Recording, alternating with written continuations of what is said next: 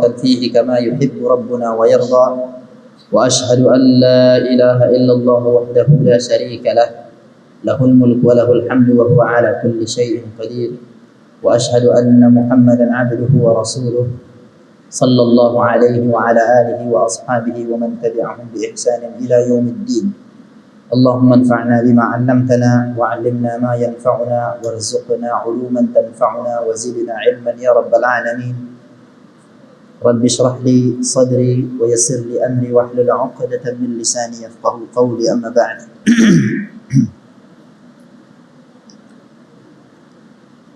Serta daurah yang dirahmati Allah, alhamdulillah, mari kita mulakan perjumpaan ini dengan bersyukur kepada Allah Subhanahu wa taala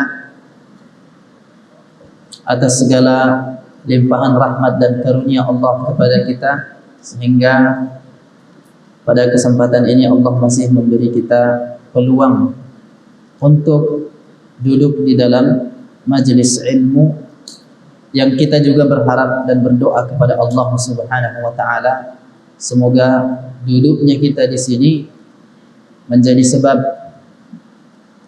bagi kita untuk mendapatkan ampunan dari Allah Subhanahu wa taala atas dosa-dosa yang kita lakukan dan mengangkat derajat kita di sisi Allah Subhanahu wa taala. Selanjutnya kita akan melanjutkan pelajaran kita dalam sifat salat Nabi. Sifat salat Nabi atau kaifiyat, tata cara. Sifat maksudnya di sini adalah kaifiyah, tata cara salatnya Nabi sallallahu alaihi wasallam. Pada pertemuan yang lalu kita sudah membahas tentang perkara-perkara yang harus dilakukan oleh seorang hamba ketika dia menghadap Allah Subhanahu wa taala untuk mengerjakan salat. Ya. Kemudian beberapa sunnah juga sudah disebutkan. Mulai dari berdirinya seorang hamba untuk salat menghadap kiblat, menghadapkan tubuhnya, wajahnya ke arah kiblat yang diperintahkan Allah Subhanahu wa taala, dan sembari dengan itu menghadapkan hatinya kepada Allah Subhanahu wa taala. Kemudian dia memulai salatnya dengan mengucapkan takbir, Allahu Akbar. Dan sudah kita sebutkan sunnah Nabi sallallahu alaihi wasallam dalam perkara mengangkat tangan saat takbiratul ihram. Imma bersamaan mengangkat tangan sambil mengucap takbir, imma mengucap takbir terlebih dahulu baru mengangkat tangan, imma mengangkat tangan dahulu baru mengucapkan takbir. Nah, kita juga sudah singgung mengenai sunnah yang dilakukan setelah takbiratul ihram. Takbiratul ihram itu sendiri adalah fardu, rukun di dalam salat. Sedangkan mengangkat tangan adalah sunnah di dalam salat. Yani bila seseorang mengucapkan takbir Allahu Akbar dan dia tidak mengangkat tangannya, salatnya sah, boleh, ya. Kemudian sunnah setelah itu mengucapkan doa istiftah. Ini berkaitan dengan qaul. Adapun berkaitan dengan hay'ah, perbuatan, ya, yang disunnahkan bagi seseorang saat itu adalah melihat ke tempat sujud, Allahu Akbar. Perkara meletakkan tangan juga kita sudah terangkan. Imma meletakkan tangan kanan di atas tangan kiri, di atas hasta, di atas lengan. Ada namanya sa'id. Bahasa Arab ini namanya sa'id. Kalau ini namanya ini lengan atas, itu namanya adud. adud. Adud sanati ba'da qalil insyaallah. Ya. Letakkan tangan kanan di atas tangan kiri ala dhira', mutlaqat, diletakkan saja begitu. Dan imma meletakkan tangan di atas tangan kiri dengan cara menggenggam tangan kiri, tangan kanan menggenggam tangan kiri. Sudah? Yang ketiga, imma meletakkan telapak tangan kanan di atas bahu telapak tangan kiri dan menggenggam pergelangan dengan jari manis dan kelingking, meletakkan 3 jari yang tersisa di atas lengan. Seperti itu. Dan ini semua diletakkan di bagian depan tubuh kita, dada. Ya, dada atau di atas pusar. Antara ini, ya. Tidak terlalu ke atas dan tidak pula di bawah pusat. Kemudian sunnah yang selanjutnya adalah mengucapkan doa istiftah. Boleh dia membaca istiftah dengan apa yang sampai kepadanya dari doa-doa yang diajarkan Nabi sallallahu alaihi wasallam, dan tidak disyariatkan bagi kita untuk mengumpulkan semua doa istiftah yang datang dari Nabi sallallahu alaihi wasallam untuk kita baca dalam satu waktu. Ya. Imma kita baca Allahumma ba'id baini dan seterusnya saja, dan atau kita baca yang lain, misalnya Allahu akbar kabira, ya, atau yang lain subhanakallahumma wa bihamdika, ya. Kalau salat malam, Rasulullah sallallahu alaihi wasallam membaca istiftah dengan Allahumma rabba Jibril wa Mikail dan seterusnya. Setelah itu disunnahkan bagi seseorang untuk berta'awuz, beristi'adzah, mohon perlindungan kepada Allah Subhanahu wa taala, kemudian membaca basmalah, membaca bismillahirrahmanirrahim, ya. Setelah itu membaca Al-Fatihah.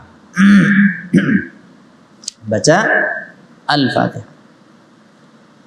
Qala al-musannif rahimahullah wa yaqra'u al-Fatihata. Setelah, jadi berapa sunnah yang menyertai surah Al-Fatihah? Al-Fatihah tentunya adalah rukun di dalam salat. Rukun di dalam salat harus dibaca. Ya, rukun di dalam salat.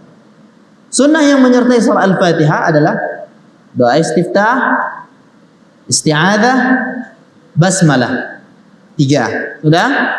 Kemudian barulah membaca surah Al-Fatihah. Wal Fatihatu 7 ayatin. Ittifaq. Mujma' bahwa surah Al-Fatihah itu 7 ayat. Awwaluha Alhamdulillahi Rabbil Alamin, wa akhiruha ghairil maghdubi alaihim waladdallin. Nah, ini pandangan Syekh Muhammad bin Saleh Al-Utsaimin, bahwa Al-Fatihah itu dimulai dari Alhamdulillahi Rabbil Alamin, bukan dari Bismillahirrahmanirrahim. Sedangkan pada mushaf yang kita baca, yang sampai kepada kita, Bismillahirrahmanirrahim itu adalah ayat yang pertama daripada surah Al-Fatihah.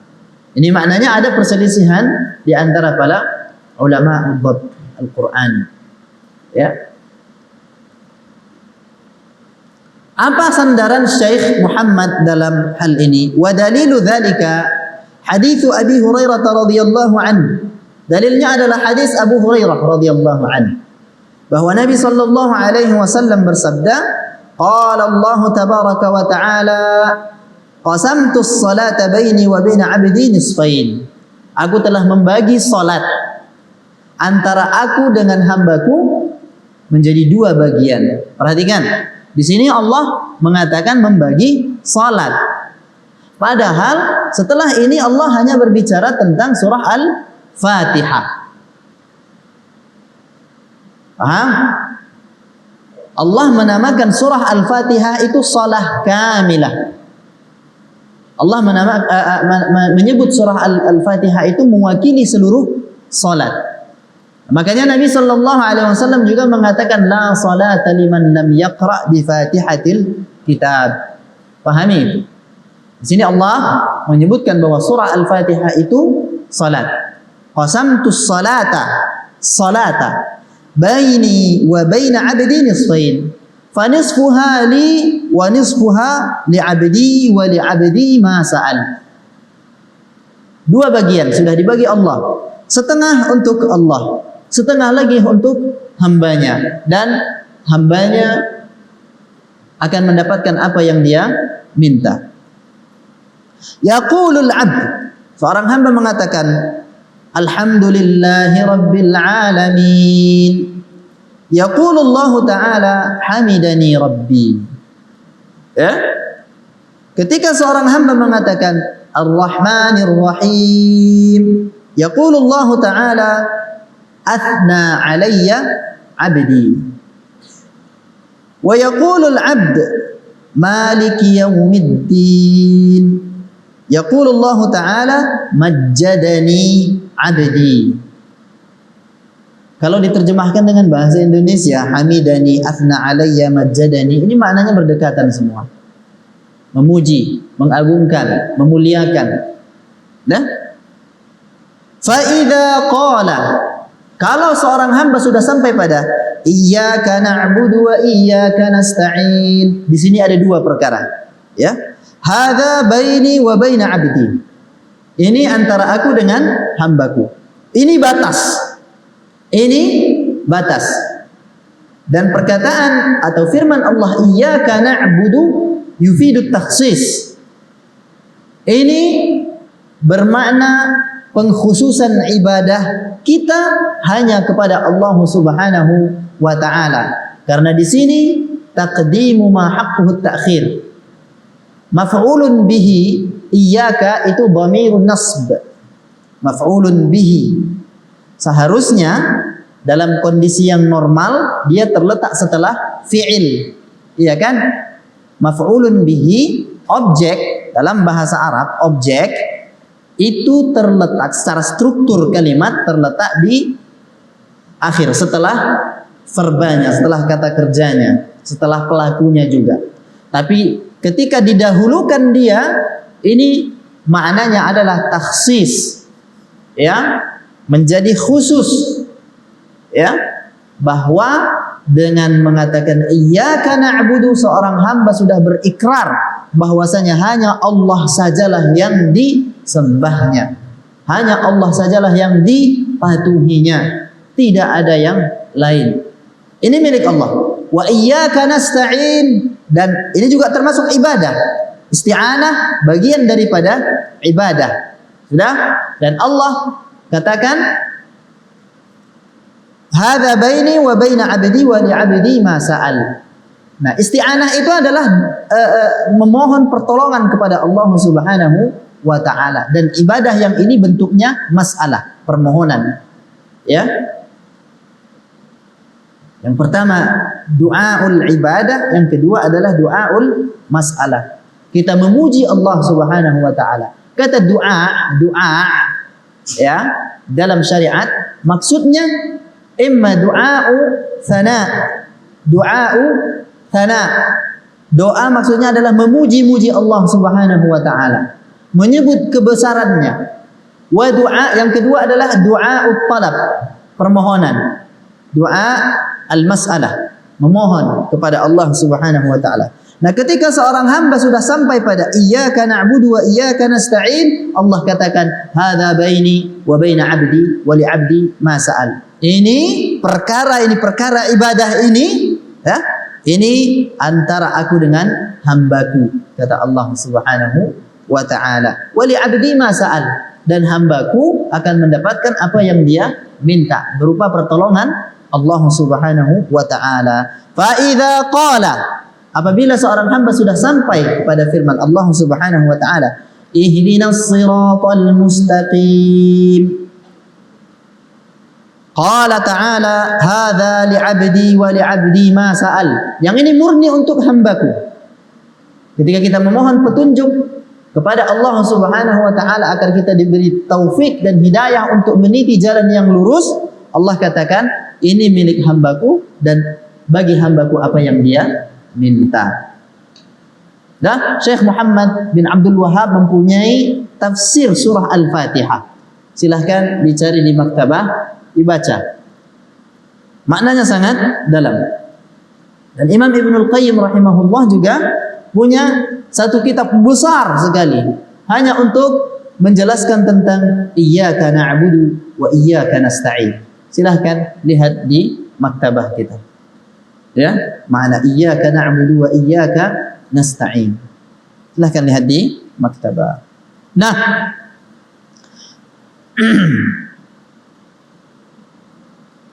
tentu surah Al-Fatihah ini adalah rukun. Setelah kita Allahu Akbar, kita letakkan tangan di atas dada kita. Kemudian kita membaca istiftah. Kemudian kita beristi'adzah. Kemudian kita membaca Bismillahirrahmanirrahim. Kemudian masuk kita kepada rukun.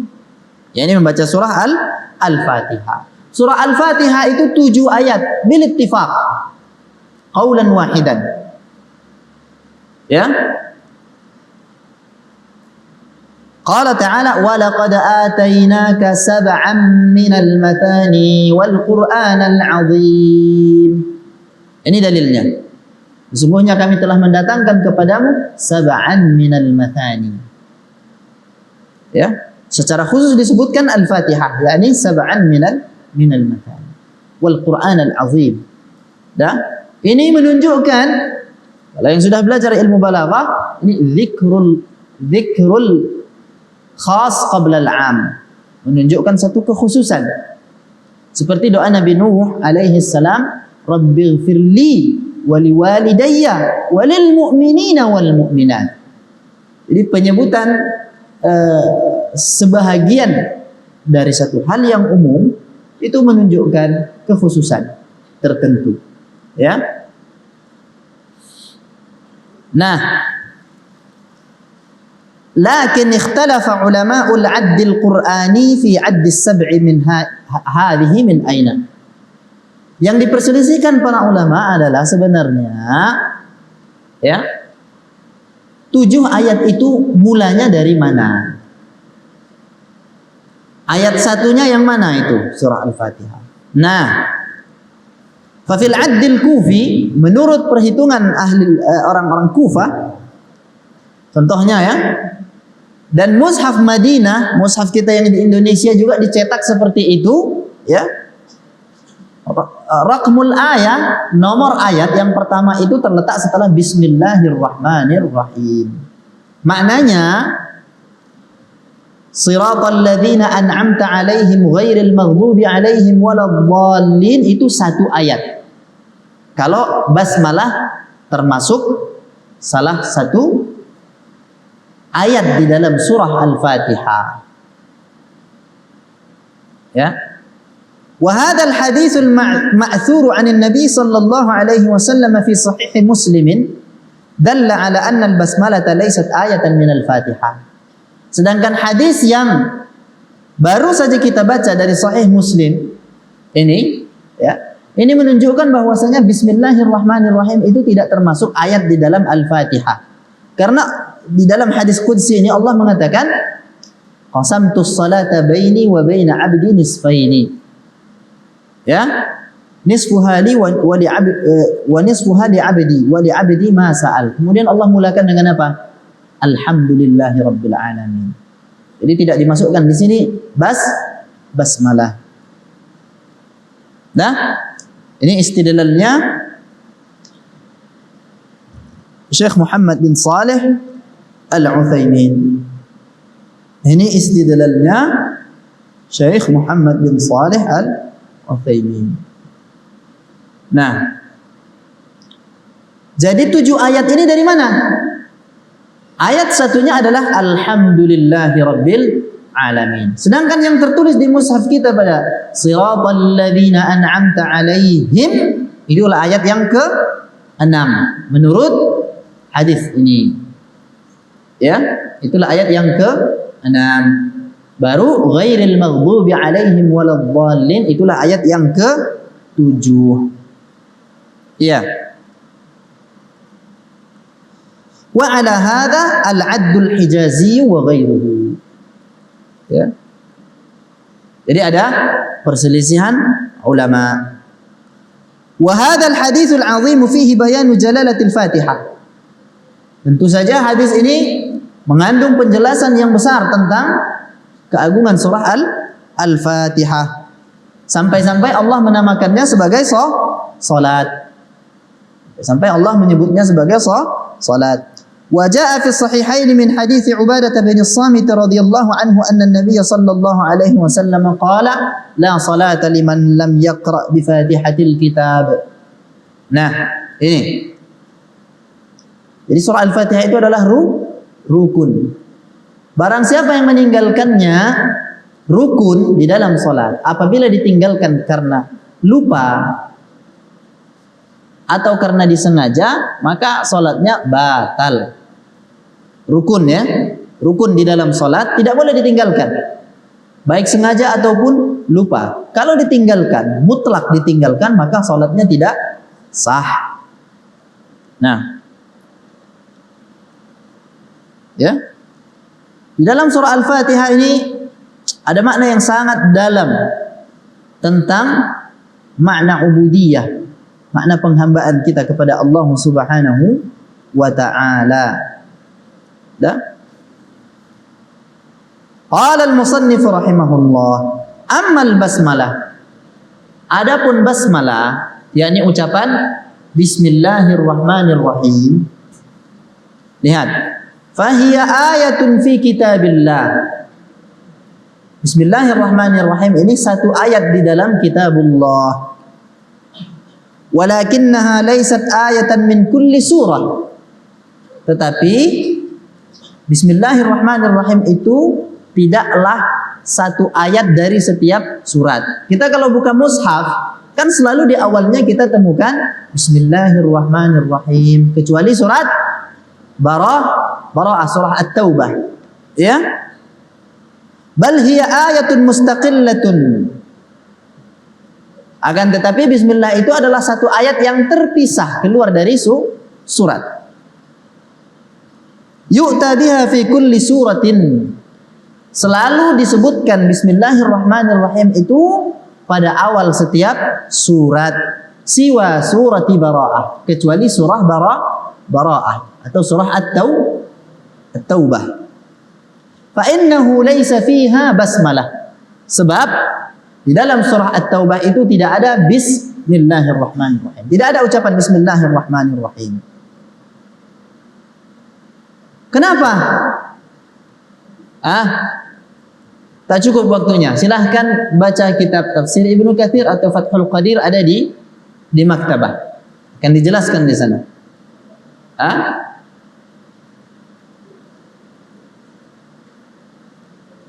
Di antaranya yang maksur daripada salafus salih adalah bismillahirrahmanirrahim rahmah, wal bara'ah azab. Bukankah bara'ah ini menerangkan kebencian Allah Subhanahu wa ta'ala kepada orang-orang musyrikin?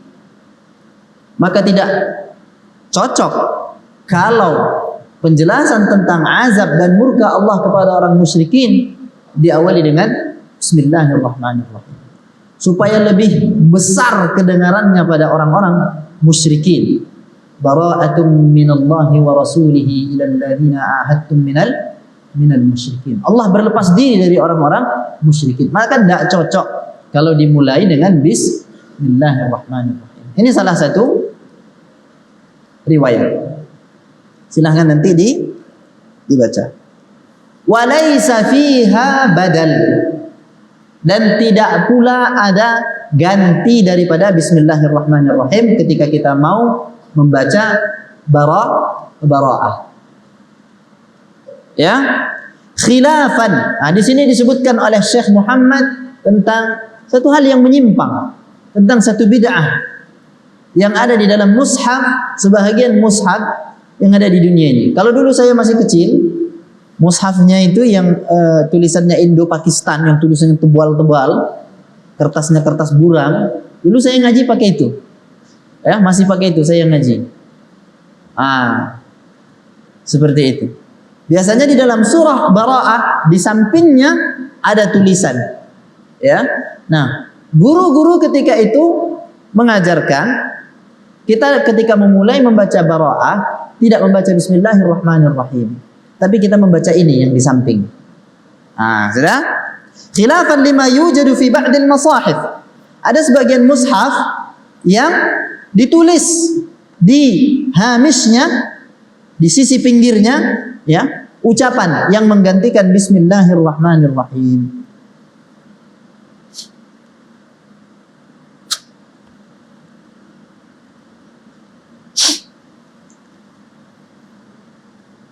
Yuktabu 'ala al-hamish 'inda ibtida'i bara'ah, yang mereka tuliskan ketika memulai membaca Bara'ah, a'udzu billahi minan nar wa min kaidil fujjar wa min ghadabil jabbar, al-'izzatu lillahi wa li rasulihi wa lil mu'minin. Tulisan ini ya, wa hadha khata'un laysa bisawab. Ini adalah satu kekeliruan, tidak benar sedikit pun. Fahiya laysa fiha basmalah. Jadi pada suratul Bara'ah itu, surah Taubah itu tidak ada bismillah, tidak ada basmalah. Wa laysa fiha syai'un badalun 'anil basmalah. Enggak ada juga gantinya. Tidak ada juga gantinya. Dah? Jadi begitulah.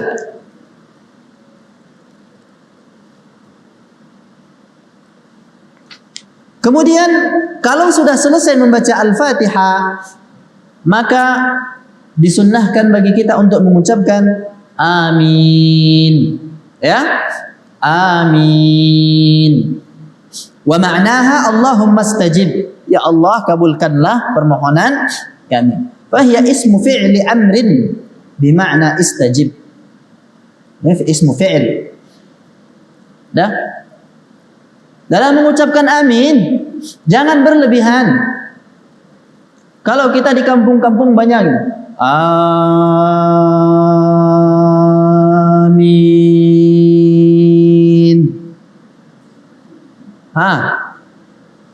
Ada yang dicengkok-cengkokkan. Ada mukhalif li sunnah. Amin. Muskilah. Nah, amin. Khalas. Ya. Kalau di kita di masjid kita ini mukhalafah yang ada banyak mahasiswa yang enggak mengucapkan amin. Ghairil maghdubi alaihim waladdallin.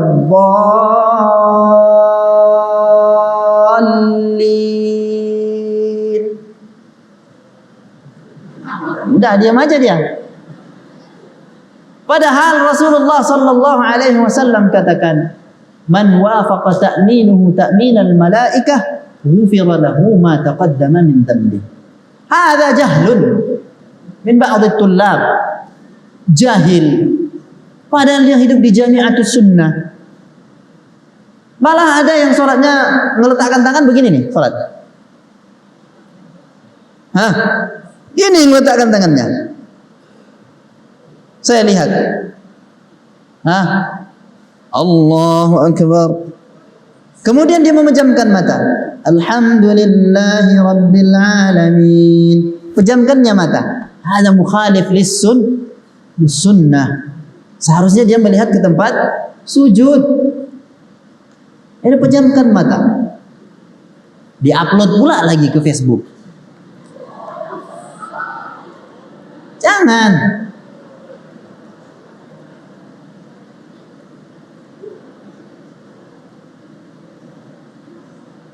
Sudah? Salat kita kenapa kita rekam-rekam? Ini yang rekam-rekam ini kurang kerjaan. Untuk kalau salat yang kita lakukan, ngapain kita rekam-rekam? Supaya orang tahu kalau suaramu bagus. Supaya tahu kalau kau itu imam. Ya, kalaupun ada yang mau merekam dan diupload di fanpage Facebook Stay As Sunnah, pilih yang terbaik. Nggak semua yang kau rekam upload. Malu saya. Iya, tabbik sunnah. Kadang-kadang hayatul imamnya tidak menunjukkan hayah yang sempurna. Bukankah Allah telah mengatakan, ya bani Adam khudhu zinatakum inda kulli masjid. Dan imam adalah orang yang paling bertanggung jawab untuk diikuti. Innama ju'ilal imamu liyutamma bih. Seharusnya dia memperhatikan pakaiannya, kerapiannya, kesempurnaan menutup auratnya, bacaannya. Kemudian kalau membaca juga jangan berlebihan di dalam mad dan gunnah. Ada yang berlebihan di dalam mad dan gunnah. Diupload pula lagi ke Facebook. Malu saya. Serius. Makanya saya bilang kalau mau jadi imam, latihan dulu, Pak. Latihan. Nabi katakan, "Iqra' ma tayassara ma'aka minal Qur'an." Ya, perhatikan. Berilmu dulu sebelum beramal.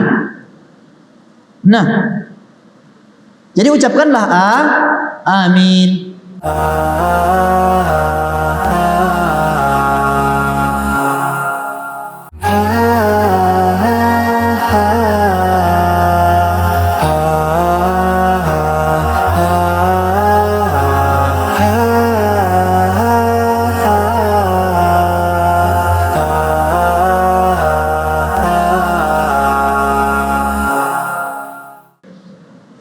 Ya, kalau kita mendengar imam membaca ghairil maghdubi alaihim waladdallin, faqulu amin.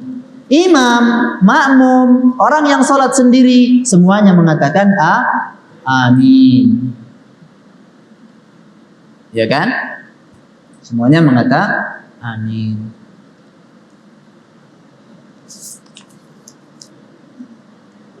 Thumma yaqra'u ba'da dhalika suratan.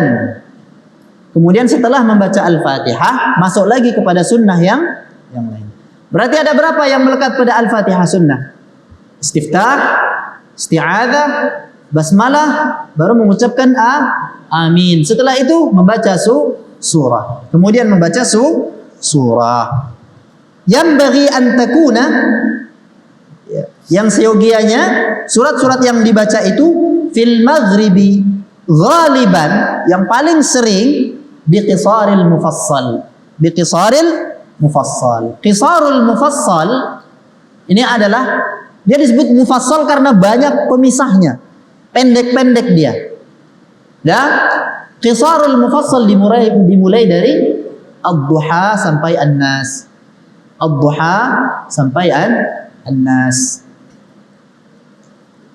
Wa fil fajri bi tiwalil mufassal. Pada salat fajar tiwal al mufassal, yang suratnya cukup panjang tapi banyak penggalan-penggalan ayatnya, dimulai dari surah Qaf sampai An-Naba. Mulai dari surah Qaf sampai An-Naba. Wa fil baqi bi awsatihi, yakni awsatul mufassal, yang tidak terlalu panjang seperti yang kedua tadi, tapi banyak penggalan-penggalan ayatnya. Dimulai dari An-Naba sampai Ad-Duha. Nah, seperti itu. Wala ba'sa, bal minas sunnati an yaqra al-insanu ahyanan bi tiwalil mufassal. Dah, kadang-kadang boleh, kadang-kadang loh, bukan sering. Nah, kalau kita di sini sering waktu sholat maghrib membaca tiwal atau awasitil mufassal. Sering. Ini yang kita lakukan, sering. Harusnya yang ghalib itu pada saat sholat maghrib adalah membaca qisarul mufassal. Tapi kadang-kadang boleh ketika sholat maghrib membaca surah tiwalul mufassal, kadang-kadang. Ya, wala ba'sa, bal minas sunnati an yaqra al-insanu ahyanan bi tiwalil mufassal, faqad sahha 'an an-nabi sallallahu alaihi wasallam annahu qara'a fil maghribi bit-turi wal mursalat. Rawahu al-Bukhari wa Muslim. Jadi kadang-kadang begitu. Kita lakukan sunnah Nabi Sallallahu Alaihi Wasallam. Kadang kita baca ini, kalau ghalibnya seperti itu ya kita ghalibnya seperti itu. Dan jangan membuat berat makmum. Ada yang ngetes hafalannya waktu menjadi imam.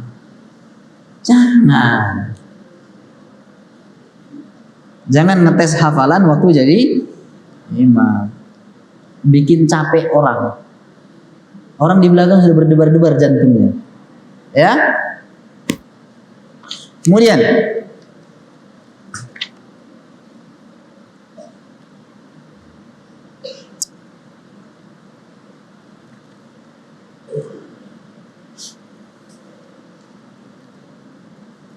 wa ba'da an yaqra as-surata ma'al fatihati yarfa'u yadayhi mukabbiran.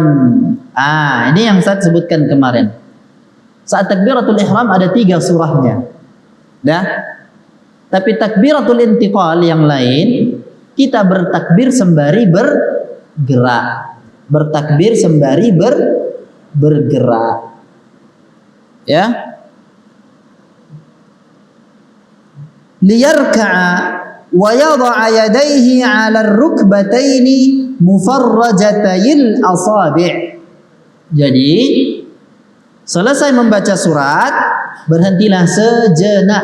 Di dalam hadis disebutkan hatta yataradda nafasuhu atau nafsuhu. Hatta yataradda nafasuhu, sampai balik dulu nafasnya setelah membaca surah. Berhenti dulu sejenak, tak lama-lama dan tidak pula segera. Misalnya ya, lakum dinukum waliyadin, Allahu Akbar. Tidak. Lakum dinukum waliyadin, Allahu Akbar. Ya, Allahu Akbar. Hatta yataradda nafasuh. Barulah dia ruku. Bagaimana ruku? Wa yadha'u yadayhi 'ala ar-rukbataini, meletakkan kedua tangannya, yakni telapak tangan, 'ala ar-rukbataini, di atas lutut, tepat di depan lutut. Mufarrajatayn asabi', ininya begini. Bukan begini. Tapi begini. Wa yujafi 'adudaihi 'an janbaihi. Yujafi yakni yuba'id. Yujafi merenggangkan. 'Adudaihi ini 'adud. Hadza 'adud, lengan atas namanya 'adud. 'An janbaihi. Al-janbu itu adalah gabungan rusuk samping dengan lambung. Ini namanya 'adud. Jadi itu dibentangkan, dipisahkan. Wa yusawwi dhahrahu bi ra'sihi fala yuqawwisuh. Jadi punggung itu disejajarkan, ya, diratakan. Sampai kepala juga lurus. Fala yuqawwisuh, enggak dilengkungkan. Tidak dilengkungkan. Ya. Qalat Aisyah radhiyallahu anha, kana an-nabiy sallallahu alaihi wasallam idza raka'a lam yushkhis ra'sahu wa lam yusawwibhu walakin baina dhalik. Yushkhis ma'nahu ar-raf'. Yushkhis ma'nahu yarfa'. Lam yushkhis. Jadi kalau ruku beliau enggak begini kepalanya. Ya, enggak begini, kalau enggak bisa saya ya, karena ada clip on. Ya, paham ya? Ketika ruku kepala tidak begini dan tidak pula terlalu menunduk, disejajarkan dengan punggung kita. Walam yusawwibhu. At-taswib al-khafd. At-taswib al-khafdu. Lam yusawwibhu yakni enggak menurunkan kepala. Juga enggak begini ketika ruku, tapi begini. Nah, ya, yujafi maknanya merenggangkan. Tapi kalau dalam keadaan kita dalam saf sempit, maka tidak mengapa. Terkadang dia harus rapat dengan rusuk kita. Jadi kalau dalam keadaan lapang, maka renggangkanlah. Wa yaqul, dan saat rukuk itu hendaklah dia mengucapkan subhana rabbiyal azim, rawahu Ahmad wa Abu Dawud. Yukarriruha 3 marrat. Diulangi sebanyak 3 kali. Nah, idza raka'a al-musalli fa inna mimma uthira 'an an-nabiy sallallahu alaihi wasallam an yaqula fi hadha al-mahall subhana rabbiyal azim. Tanbih, wa lam yasih 'an an-nabiy sallallahu alaihi wasallam fi hadha al-mahall shay'an ithnan. Ada 2 perkara yang melekat pada masalah ini. Yang pertama adalah menambahkan kata wa bihamdih. Menambahkan kata wa bihamdihi. Nah,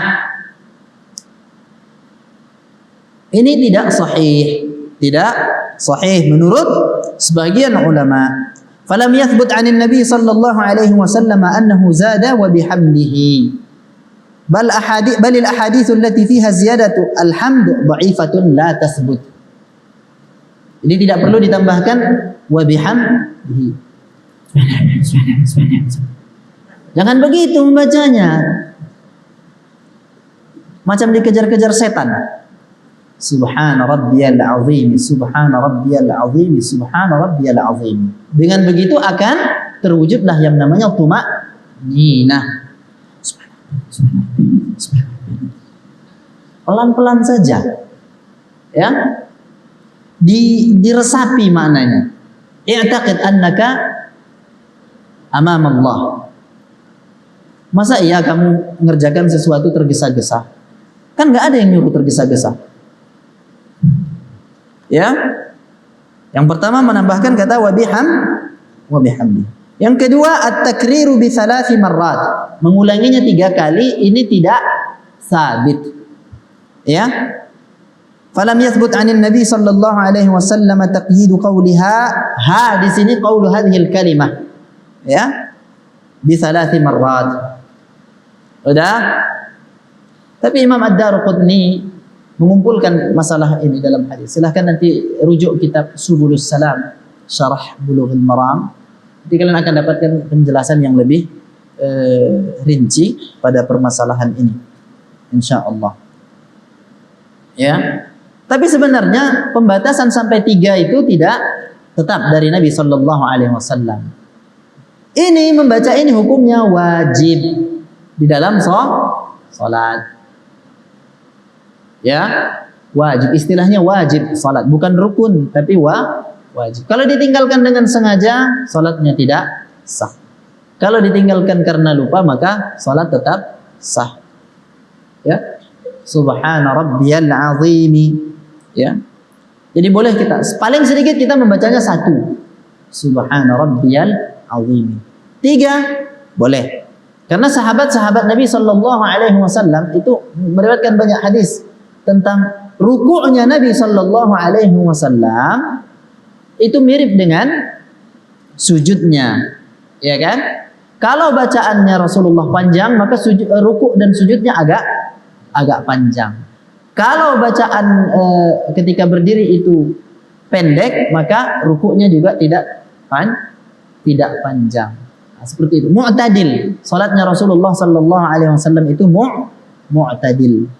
Seperti itu.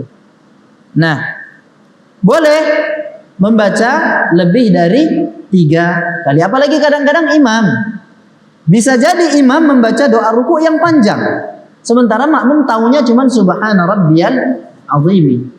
Ya enggak apa-apa. Rasulullah sallallahu alaihi wasallam katakan, "Ammar ruku'u fa'azzimu fihi rabbah wa ammas sujudu fajtahidu fid du'a." faqaminun an yustajaba lah.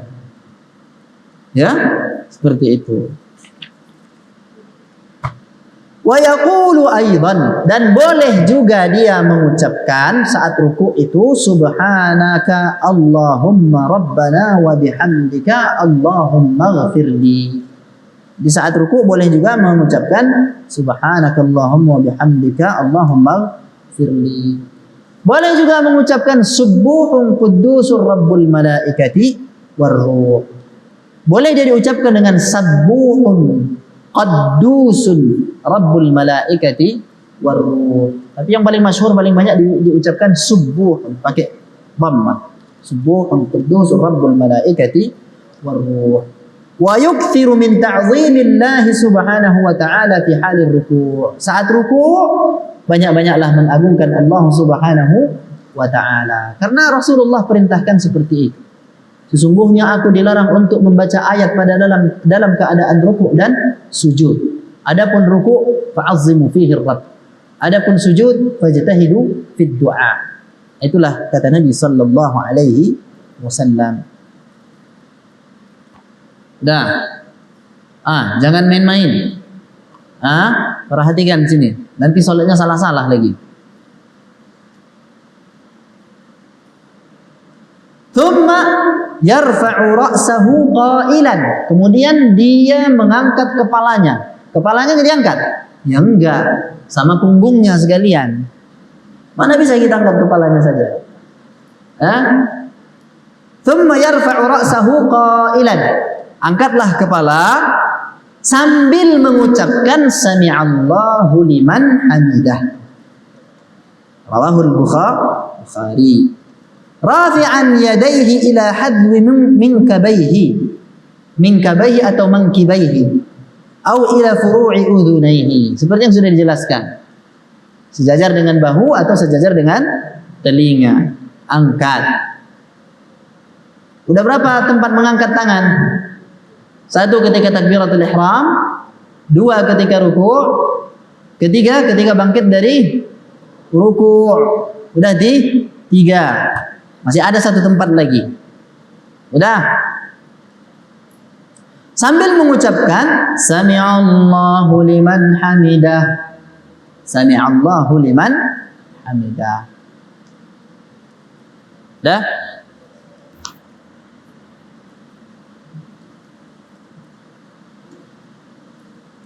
Dengar. Wa mimma yunabbahu ilaihi laftun nadhari ila ma sabaqa dzikruh. Yang penting untuk diperhatikan adalah kita mengingat kembali hal yang sudah disebutkan. Ya. Min annahu bahwa seorang yang sedang salat itu yu'asiru bainal qawli wal fi'li. Yu'asir. Apa makna yu'asir? Mengerjakan bersamaan antara perbuatan dengan perkataan. Jadi ketika dia Allahu Akbar ketika ruku, sembari ruku itulah dia mengucapkan Allahu Akbar. Sebagian orang ruku dulu dia baru Allahu Akbar. Sebagian orang ada pula yang Allahu Akbar dulu diucapkannya, baru ruku panjang-panjang pula lagi. Apalagi ketika imam Allahu Akbar. Hadza jahlun. Nah, karena perbuatannya itu kalau dia imam akan menyebabkan makmum bisa saja mendahului dia, menjerumuskan orang lain kepada hal yang dilarang oleh Rasulullah sallallahu alaihi wasallam. Dan tidak ada dalil yang sahih pada mereka yang membedakan antara takbiratul ihram dengan takbir bangkit dari sujud. Lihat sebagian masyarakat itu, ketika mereka bangkit dari sujud, takbirnya panjang kali. Allahu Akbar. Ya jahil. Ittaqillah ya jahil. Tak boleh. Ya. Kata ulama, at-takbiru jazmun wassalamu jazmun. Mengucapkan takbir jazm, tegas. Gitu pun mengucapkan salam. Sami'allahu liman hamidah. Hada aidan jahl. Kalau mau melihat suratul jahli katsir fil mujtama'. Nah, ini yang harus kita benar. Coba kalian salat ke masjid Pemkap Deli Serdang, masjid yang cantik gitu. Qamat dalam iqamah sunnahnya adalah al-hadar. Al-hadar, cepat. Suatu ketika saya salat Jumat di sana. Ketika sudah qamat, datang waktu qamat, saya kira azan lagi. Panjang sekali qamatnya. Hada jahlun. Ini bodoh ini. Kebodohan. Oh, kan bagus. Siapa bilang bagus? Ya. Sebagian mahasiswa juga masih ada yang begitu. Kalau qamat panjang. Ya. Kalau qamat itu Allahu Akbar, Allahu Akbar. Asyhadu an la ilaha illallah. Asyhadu anna Muhammadar Rasulullah. Hayya 'alas salah. Hayya 'alal falah.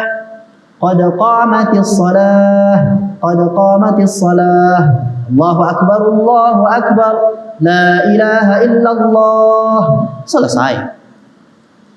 Ini tidak. Sebagian Allahu Akbar, Allahu Akbar. Asyhadu an la ilaha illallah. Digitu-gitukannya lagi. Tak perlu. Tak perlu. Jahil. Jangan diulangi ya. Besok kalau kedapatan sama Ustaz di sini, Ustaz jewerkan langsung.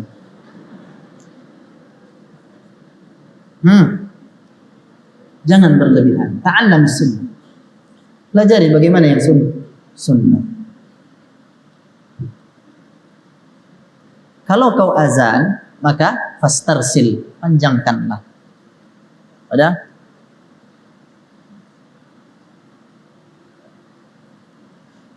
Wa mimma yunabbahu ilaihi laftun nazari ila ma sabaqa dhikruhu min annahu yu'asiru bainal qawli wal fi'l. Jadi bersamaan mengucapkan takbir dengan intiqal, dengan bergerak, pergerakan dari berdiri ke ruku' ke bangkit, dari berdiri ke sujud, itu bersamaan.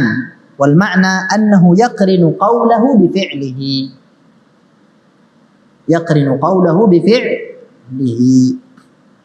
Fa idza bada'ta bir raf'i min ar-ruku' tabda' fi qawli sami'allahu liman hamidah. Tabda' fi qawli sami'allahu liman hamidah. Kalau sudah mulai mau bangkit dari ruku', maka ucapkanlah sami'allahu liman hamidah. Lihat, ketika ruku' tadi digenggam, lututnya digenggam, macam orang mau buat adonan. Lihat, orang mau buat donat, pernah nggak lihat orang buat donat?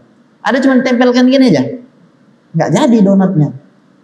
Digenggam dia, digenggam, lututnya digenggam, tangan, jari-jari direnggangkan.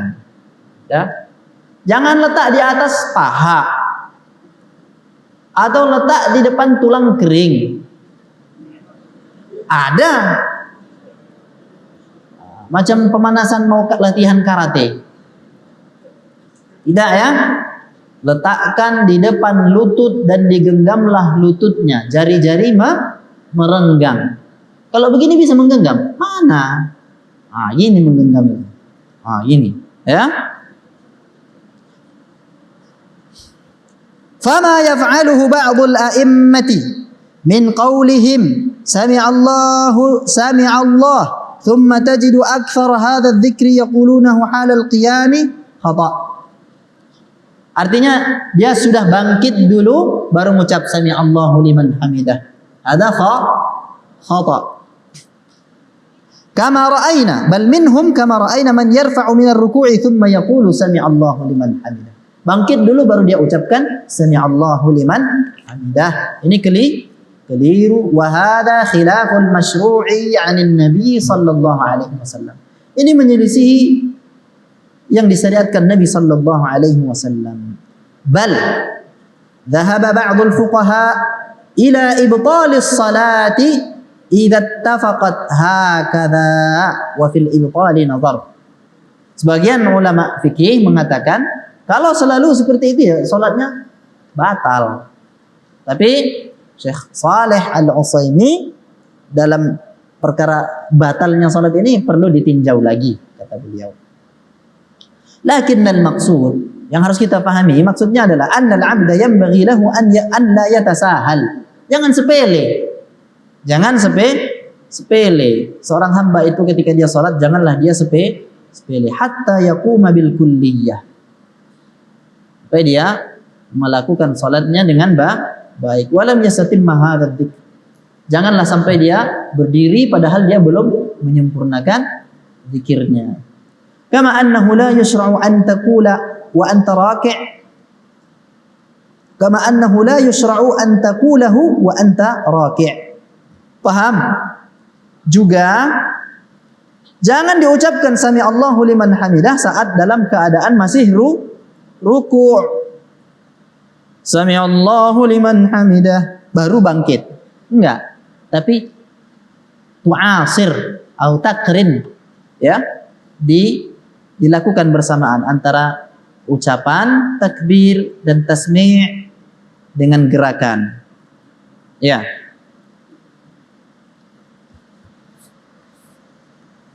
Entah waktu. Nah, jam lagi. Nah.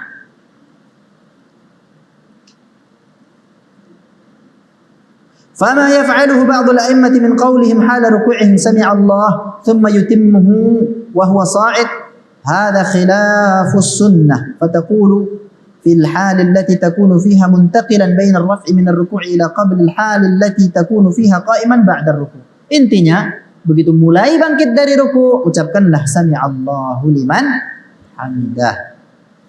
Qala al-musannif rahimahullah ya wa yada'u yadahu al-yumna 'ala dhira'ihi al-yusra fil qiyam. Ini masalah penting.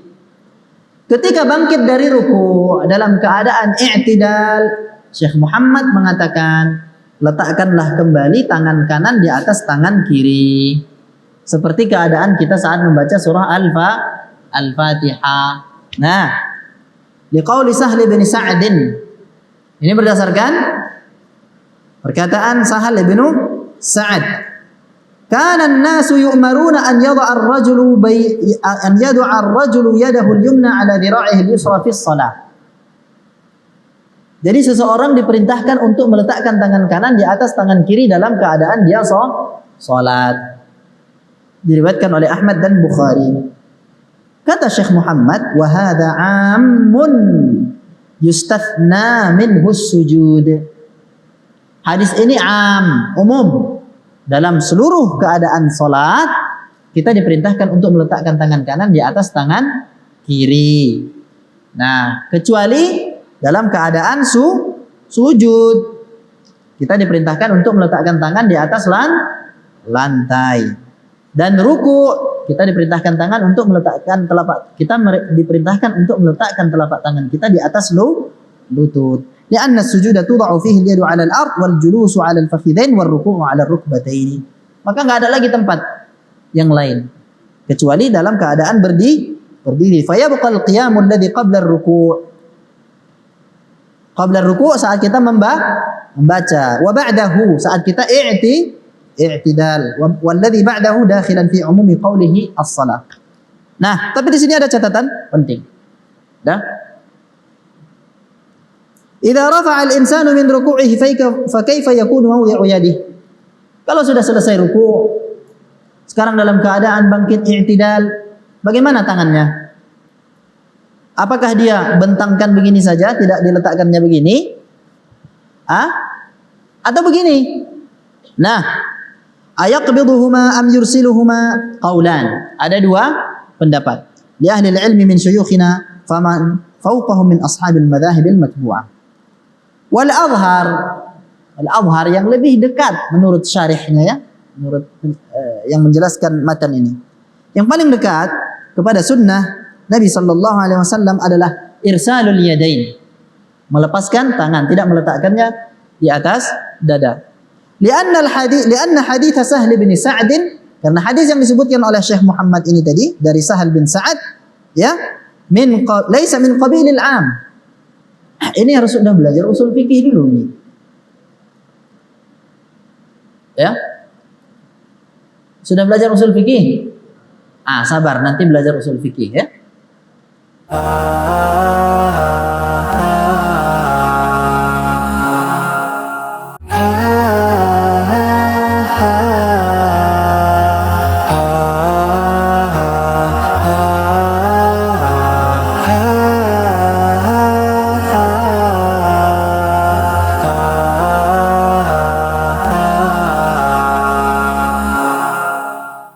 Jadi ini tidak termasuk sirah umum, tapi ini masuk ke dalam sirah mutlak. Masuk ke dalam sirah mutlak. Ya, tidak masuk ke sirah umum, tapi masuk ke sirah mutlak. Apa sih beda umum dengan mutlak?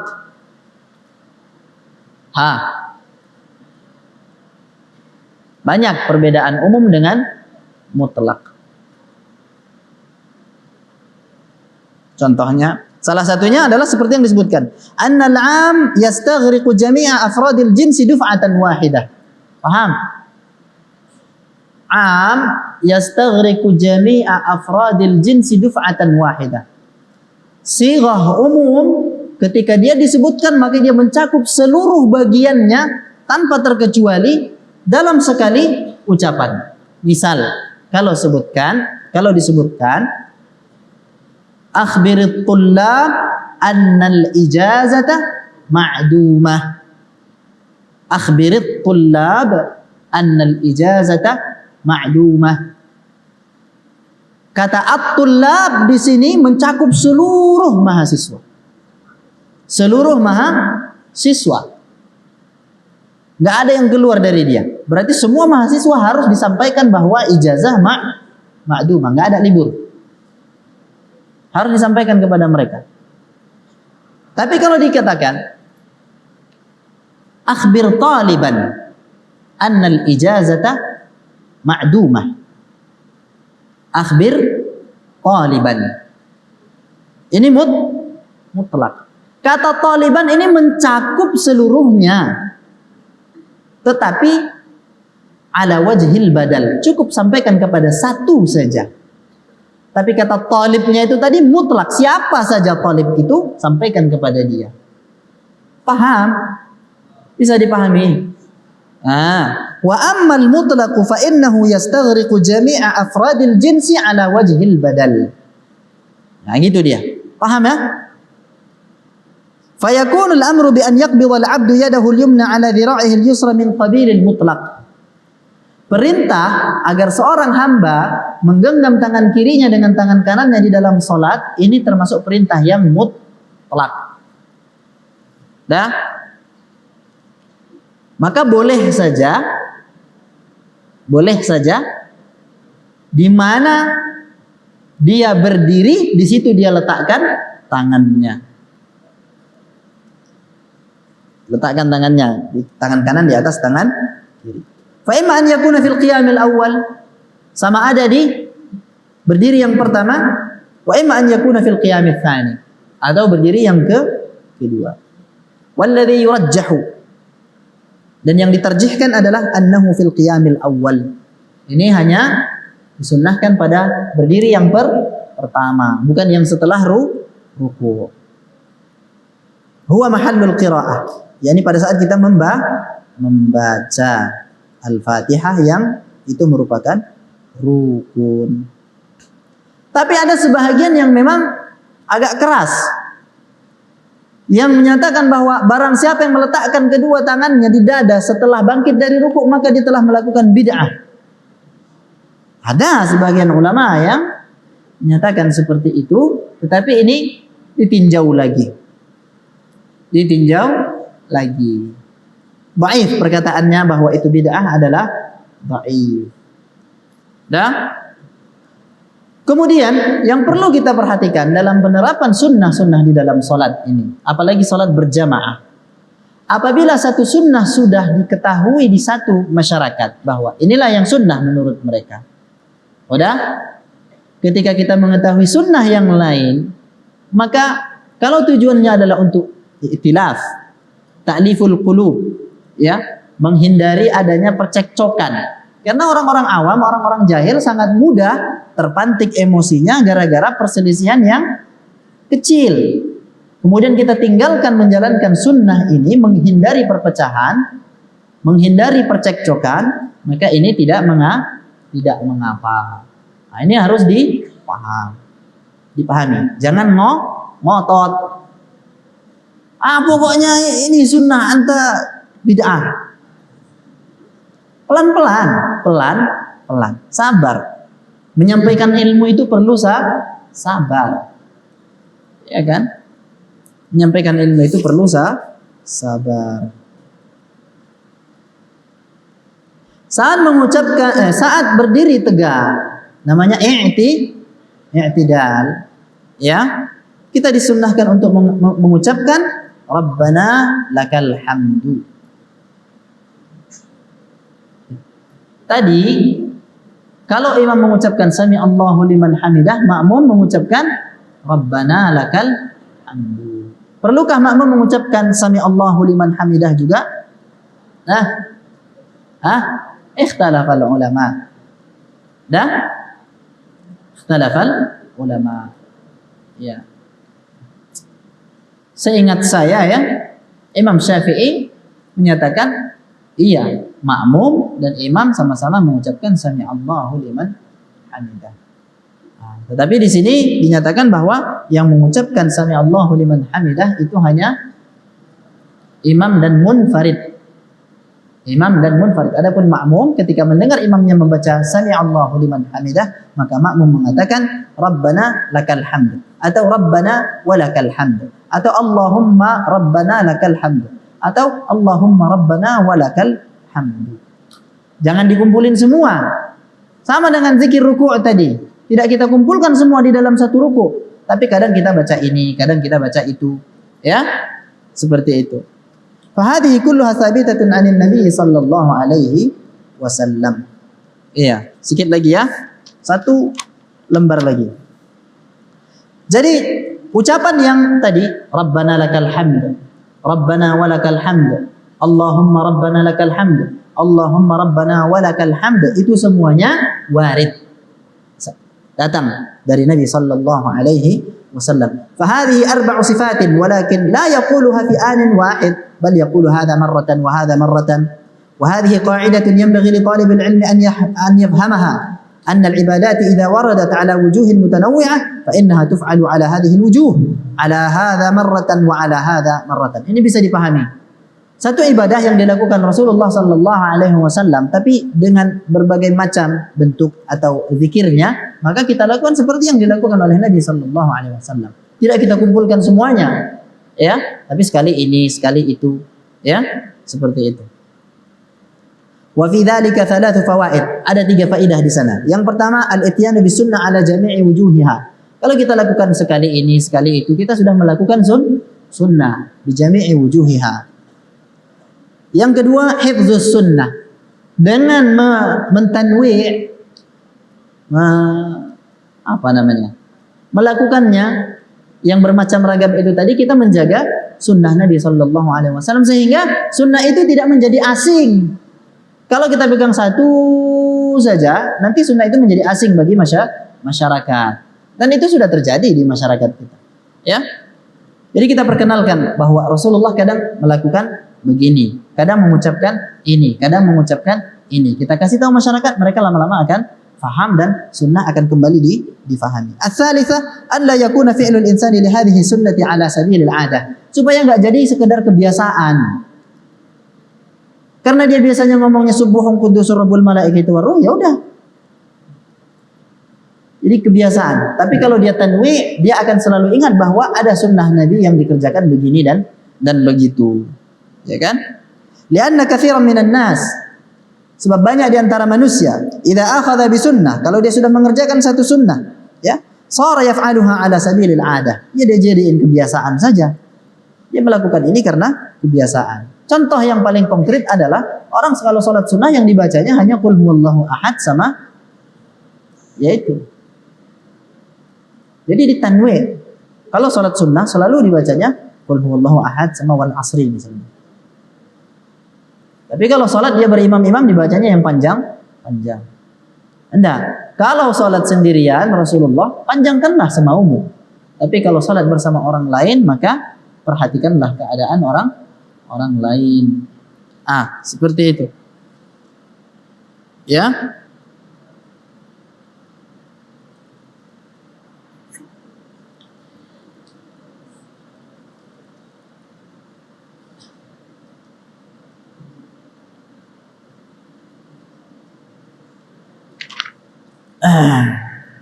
Udah. Terakhir ya. Iya, 1 menit lagi. Wa idza kana al-insanu ma'muman fa innahu la yaqulu sami'allahu liman hamidah. Kalau dia sebagai makmum dia tidak mengucapkan sami'allahu liman hamidah. Liqauli Nabi sallallahu alaihi wasallam wa idza qala al-imamu sami'allahu liman hamidah faqulu Allahumma rabbana walakal hamd. Iya, ucapkanlah rabbana walakal hamd. ويكون في هذا في حال رفعه من الركوع قبل أن يستقيم قائما. Yani ketika bangkit dari ruku sebelum tegak berdiri. Wa ba'da an yaqula rabbana walakal hamdu bi sifatiha al-arba' seperti yang sudah disebutkan tadi, yaqulu mil'as samawati wa mil'al ardi wa mil'a ma bainahuma wa mil'a ma syi'ta min syai'in ba'd ahla ats-tsana'i wal majd أحق ما قال العبد وكلنا لك عبد لا مانع لما أعطيت ولا معطي لما منعت ولا ينفع ذا الجد منك الجد رواه مسلم والنسائي. Inilah zikir-zikir yang datang dari Nabi sallallahu alaihi wasallam. Ustaz, udah ya? Selesai ya? Pertanyaan. Ustaz, mengenai hadis bahwa Allah turun di sepertiga malam, bukankah waktu di dunia ini berbeda? Naqul laisa kamitslihi syai'un wa huwas samii'ul basir wa huwa ala kulli syai'in qadir. Nah, kita mau mengukur perbuatan Allah dengan akal manusia yang dibatasi oleh penginderaan mereka, kan begitu? Jangan. Naqul laisa kamitslihi syai'un wa huwas samii'ul basir wa huwa ala kulli syai'in qadir. Intaha. Bismillah. Ustaz, ketika seorang hamba membaca surah Al-Fatihah dalam salatnya, alangkah baiknya tidak menyambung antara satu ayat dengan ayat selanjutnya karena Allah menjawab bacaan hambanya. Apa ini berlaku untuk ayat-ayat lain, Ustaz? Allahu a'lam. Memang ketika membaca surah Al-Fatihah diriwayatkan dari Aisyah atau Ummu Salamah, saya agak lupa. Rasulullah sallallahu alaihi wasallam kalau membaca Al-Fatihah dia membaca Alhamdulillahi Rabbil Alamin, berhenti. Ar-Rahmanir Rahim, berhenti. Seperti itu. Ya. Kalau yang lain bacalah seperti yang kita tahu. Dan ayat-ayat Al-Quran itu dituliskan datang kepada kita secara mutawatir dan kita tahu ujung ayatnya di mana. Setiap ujung ayat berhentilah. Karena itu sunnah Rasulullah untuk berhenti ketika kita membaca. Wadduha wal laili idza saja ma wadda'aka rabbuka wa ma qala. Ya memang seperti itu. Sunnahnya adalah kita berhenti di setiap ujung ayat. Kecuali dalam bab misalnya muraja'atul hifz. Itu tidak mengapa. Tapi pada asalnya di dalam salat kita dituntut untuk tumakninah dan tenang dalam membaca. Saya kadang-kadang capek dengan imam di sini sebagian ya. Mengangkat suaranya terlalu tinggi, nanti dia salat habis salat gitu-gitu. Ya, cengkoknya terlalu dimainkan. Biasa saja. Warattilil Qur'ana tartila. Ustaz, apakah boleh memegang sesuatu saat salat seperti tisu karena pilek dan hukum menutup kedua tangan dengan sarung tangan ketika sholat? Ada dua pertanyaan, ya. Bolehkah kita memegang sesuatu saat sholat? Asalnya kita tidak boleh disibukkan dengan perbuatan kecuali perbuatan sholat. Tapi kalau karena pilek tadi, kita kantongin kian tisu, udah. Saat ada hajatnya, ya tidak mengapa, mengapa. Udah. Masa iya kita biarkan meler-meler begini? Hah? Nanti diginikan. Hah? Ya jelek. Sebagaimana Rasulullah Sallallahu Alaihi Wasallam mengizinkan kita, bahkan memerintahkan kita, kalau kita dalam keadaan salat kemudian kita melihat kalajengking, lipan, ular, maka kita disuruh membunuhnya, ya kan? Salatnya ditinggalkan? Enggak. Bahkan Rasulullah pernah menggendong Umamah. Ini kalau ada hajat memang tidak mengapa. Yang kedua adalah menggunakan sarung tangan ketika sholat tidak masalah asal sarung tangannya suci, ya, suci. Yang dilarang itu adalah gunakan masker waktu sholat. Rasulullah melarang hamba untuk sholat dalam keadaan wajahnya tertutup. Udah. Nah, tapi dalam kondisi seperti ini ada cerita yang lain. Ya kan? Yurtakabud dararul adna. Ya kan?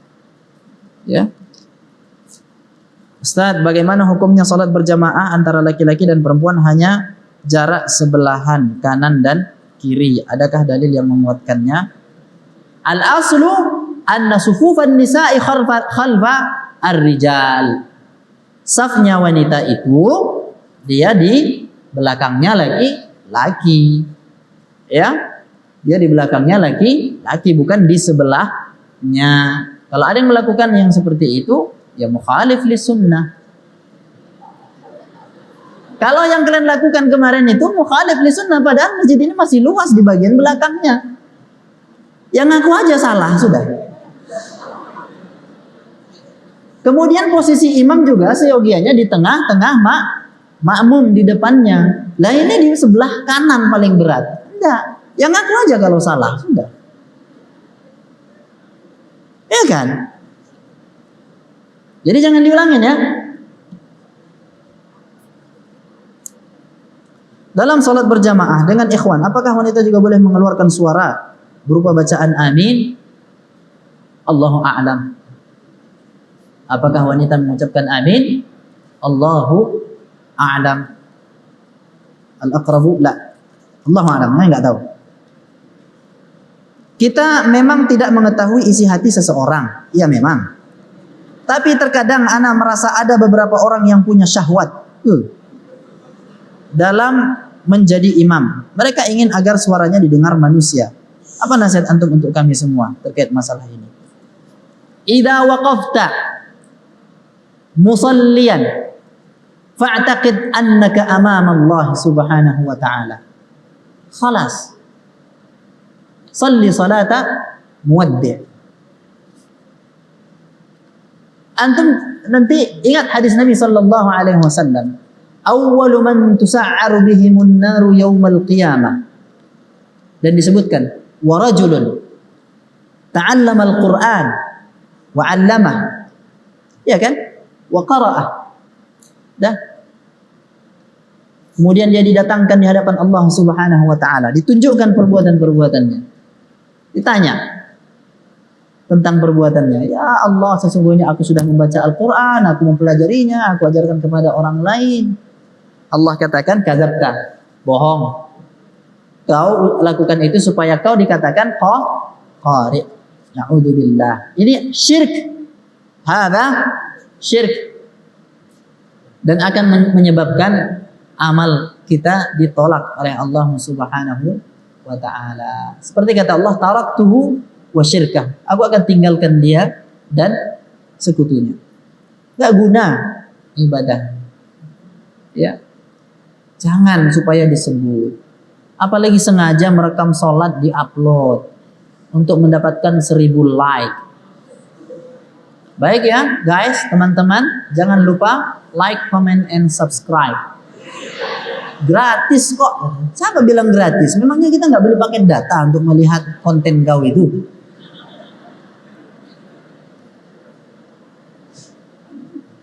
Hati-hati dengan permainan para syaitan. Kita dirayu-rayunya, like itu gratis. Siapa bilang gratis? Memangnya kita nggak beli paket data untuk nge-like dia? Mana pula gratis? Dengan mau dibodoh-bodohi, walaupun brand memang bodoh misalnya.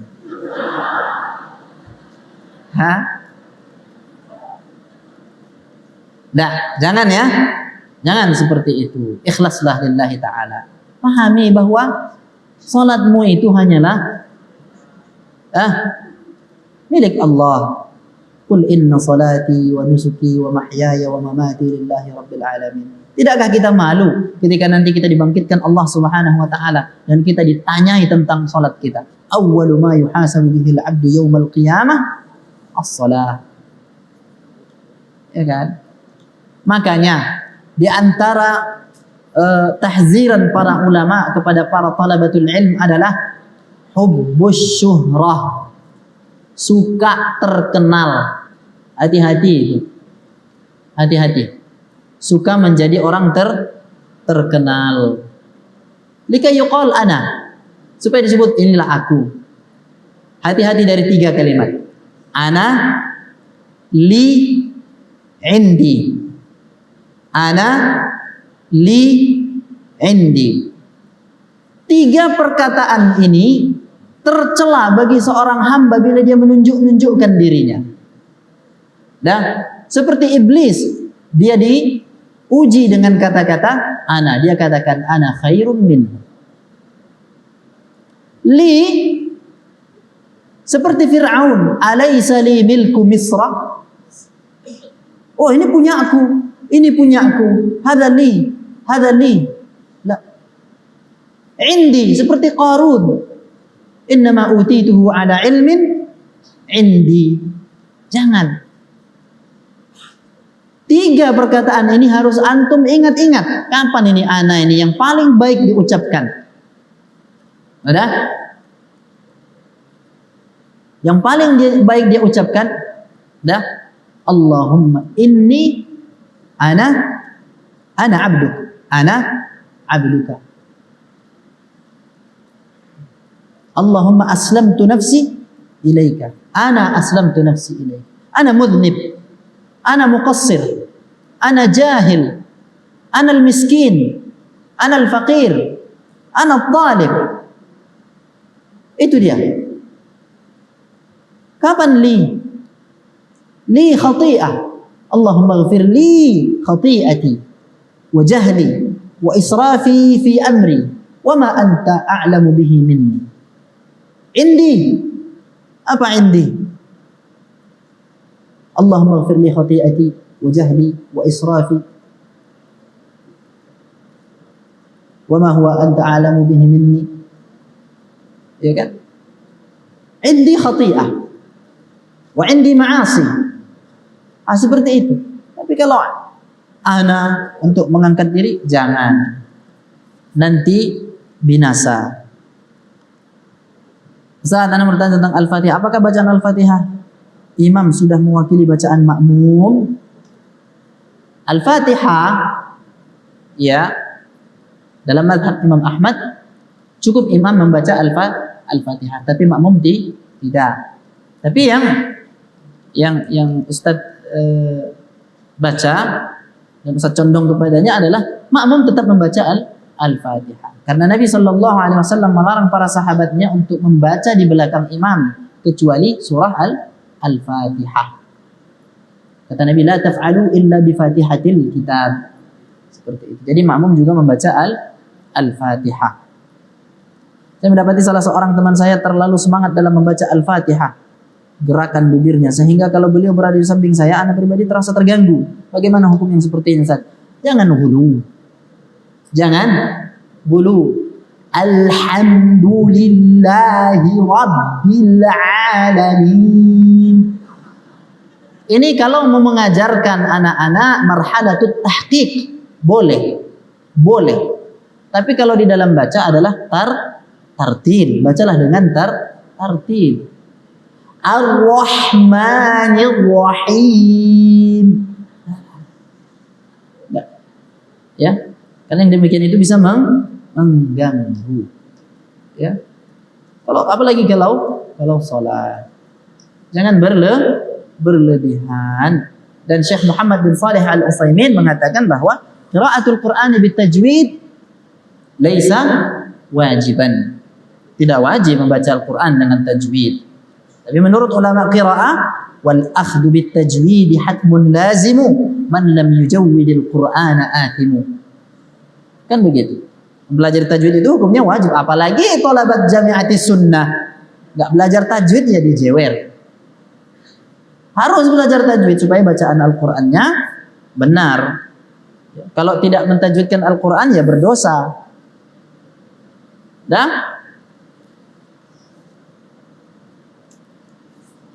Ustaz, di mana saja tempat berdoa di dalam salat Ustaz, dan apakah boleh menggunakan bahasa selain Arab?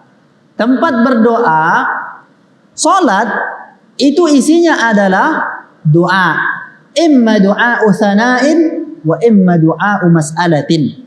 Di dalam zikir lafaz doa yang kita ucapkan yang warid dari Nabi sallallahu alaihi wasallam, di dalamnya ada unsur-unsur doa. Misalnya, Allahumma ba'id baini wa baina khataayaya. Ini adalah doa, tapi kita tidak boleh menggunakan doa yang lain min indi anfusina.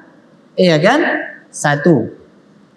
Yang kedua, ketika kita mengucapkan ihdinas siratal mustaqim, ini sifatnya rukun, isinya doa.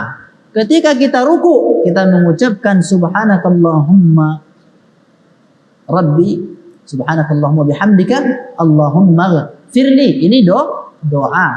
Seperti itu. Ketika kita duduk di antara dua sujud, kita ucapkan rabbighfirli, rabbighfirli. Ini doa talab. Selainnya adalah doa tsana. Adapun kalau kita mau berdoa dengan doa yang lain, maka tempatnya kapan? Ketika sujud. Wa ammas sujudu fajtahidu fid du'a, kata Nabi sallallahu alaihi wasallam. Kemudian kapan lagi? Sebelum salam. Selesai tasyahud sebelum salam. Kata Abu Bakar radhiyallahu anhu, ya Rasulullah, allimni syai'an ad'u bihi fi salati. Ya Rasulullah, ajarkanlah aku sesuatu yang dengannya aku berdoa di dalam salatku. Rasulullah kemudian mengajarkan kepadanya, qul, katakanlah, Allahumma inni zalamtu nafsi zulman katsira wa la yaghfiru dzunuba illa anta faghfir li maghfiratan min 'indika warhamni innaka antal ghafurur rahim. Boleh dengan selain bahasa Arab? Tak boleh. Tak boleh. Dan kalaupun berdoa, berdoalah dengan yang diajarkan Nabi sallallahu alaihi wasallam supaya kita enggak terlalu bebas. Ya? Ya. Dan umumnya doa yang diajarkan Nabi sallallahu alaihi wasallam mencakup, doa yang mencakup dia. Mencakup seluruh kebaikan. Assalamualaikum Ustaz. Ana mau bertanya, apa hukumnya memegang mushaf atau HP untuk membaca surah di dalam salat? Kenapa? Kenapa megang mushaf atau HP di dalam salat? Kalau salat tarawih? Kalau dia makmum, tidak semua makmum. Ya. Orang yang diberi tugas untuk Fatih, untuk membuka bacaan imam saja, misalnya. Ya udah. Yang diperbolehkan. Sudah, ataupun imam membaca. Tapi sebenarnya Nabi sallallahu alaihi wasallam memerintahkan kita untuk membaca yang mudah. Yang mudah pada ingatan kita untuk kita baca daripada Al-Qur'an. Kalau ditanya boleh, ya boleh. Ya boleh. Tapi kalau HP jangan. HP jangan. Karena saat kamu memegang HP, nanti ada yang nelpon, kamu terganggu. Atau kamu sudah pasang notifikasi bahwa jam sekian, tanggal sekian kamu ada acara. Keluar notifikasinya, itu mengganggu kekhusyuan. Di sini pada bab menjauhkan hal-hal yang mengganggu seseorang di dalam salat. Bagaimana cara agar tetap khusyuk dalam salat? Karena tidak bisa dipungkiri ada saja yang melintas di pikiran kita ketika sholat. Iya. Bagaimana cara khusyuk untuk sholat? Pertama, cara khusyuk untuk sholat, belajarlah khusyuk di luar sholat. Ya, apa makna khusyuk itu? Pelajari dulu. Pelajarilah tentang hukum-hukum sholat. Pelajari dulu tentang sholat itu apa, syarat dan rukunnya apa, yang membatalkan apa saja, sehingga kita bisa khusyuk di dalam sholat. Khusyuk itu artinya kan tunduk. Tunduk pada apa? Tunduk pada semua aturan yang dibuat Allah Subhanahu wa taala saat kita mengerjakan salat. Begitu kita salat ada perintah namanya takbiratul ihram. Ketika sudah takbiratul ihram, haram bagi kita melakukan hal-hal yang lain selain daripada perbuatan dan ucapan-ucapan ketika salat. Yaitulah khusyuk. Kita terikat dengan itu semua. Tunduk kita di hadapan Allah Subhanahu wa taala. Kemudian umumnya perkara-perkara yang mengganggu kekhusyuan kita itu adalah perkara-perkara di luar sholat. Iya enggak? Perkara-perkara di luar sholat. Maka jadilah orang yang wara'. Hindari fudulul kalam. Fudulul kalam. Banyak cakap. Enggak penting. Menggosip saja kerjanya. Jangan ya. Hindari fudul at-ta'am juga. Tahu fudul ta'am? Suka makan dan suka mencoba makanan yang ketika ada muncul satu varian baru dari makanan dia ingin coba. Oh, ada kebab ini, ada kebab itu, ada burger ini, ada burger itu, ada ayam goreng crispy, ada tempe ini, ada tempe itu. Semuanya mau dicobain. Tak sedikit orang yang ketika dia sholat pikirannya makanan aja. Ada kan? Dan tinggalkan semua kesibukan-kesibukan. Ya. Hindari itu semua. Tentu yang paling membantu kita untuk khusyuk ya ilmu. Ilmu. Kemudian ikhlas lillahi ta'ala. Kemudian berdoalah kepada Allah supaya kita tidak terganggu. Ketika ada bisikan-bisikan syaitan diludahi ke sebelah kiri. Nggak perlu keluar ludahnya juga. Apalagi di masjid. Nanti kau meludah, kena teman sebelah. Ucapkan a'udzubillahi minasyaitonir rajim. Kemudian fokuslah. Yakinlah bahwa kita sedang berdiri di hadapan Allah Subhanahu wa taala. Jadi demikian. Ada lagi? Sudah? Cukup?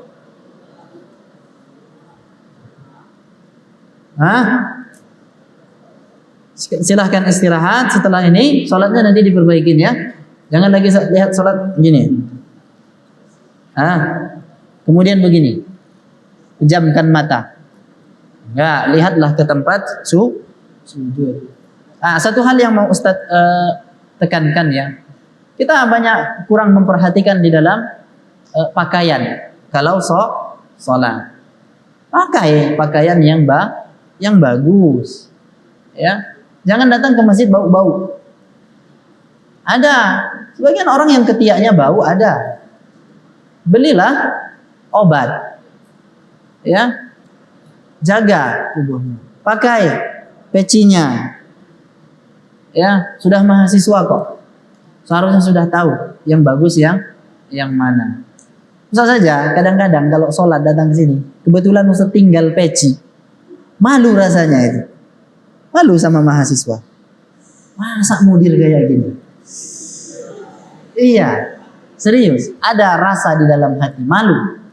Dah? Demikian. Semoga Allah Subhanahu wa taala limpahkan rizkinya kepada kita dan Allah mudahkan orang tua kamu sekalian untuk mendapatkan rezeki yang lapang, ya, untuk dijaga selalu kesehatannya. Dan kalian jangan lupa berdoa untuk kedua orang tua dan keluarga yang ada di kampung. Subhanakallahumma wa bihamdika asyhadu an la ilaha illa anta astaghfiruka wa atubu ilaik. Wassalamu alaikum warahmatullahi wabarakatuh.